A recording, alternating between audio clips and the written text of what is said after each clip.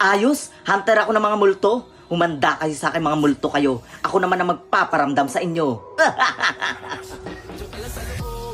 O anak, saan ka pupunta? Manghunt ka ba ulit? Opo tay, excited na nga po ako eh. Anong target mo ngayon anak? Mga multo tay. Sige anak, good luck ha. Pero teka lang anak, paano mo sila mapapatay? Eh mga espiritu sila anak. Huwag kang mag-alala tay. May bala kong ibinabad sa asin at dasal. Tsak natatabla sila nito sa pangalan ni Kristo. Ganun ba anak?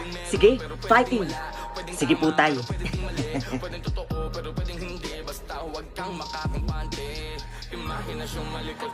Mga kapitbahay, mga kabarangay, pumasok kayo sa inyong mga bahay. Marami nagkalat na mga multo ngayon. Hoy Marites, ikaw din pumasok ka na sa bahay mo. Target pa naman ng mga multo yung mga chismosang katulad mo. Ha? Marites.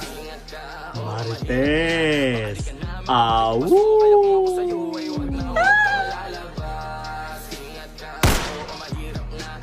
Thank you Marvin. Sige, papasok na ako. Ingat ka, oo mahirap na. Baka di ka na makabalik papasok. Kaya kung ako sa'yo ay huwag kang lalabas. Magpaparamdam lang ako sa mga nanlalamig na.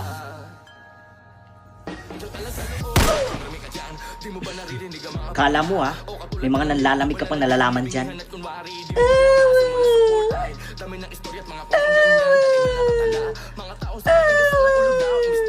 Hoy!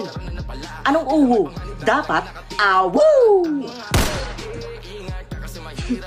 Kala mo may pa-uwo-uwo ka pa dyan Pwedeng tama pero pwede ding mali. Pwedeng totoo pero pwedeng hindi. Basta huwag kang makakampante.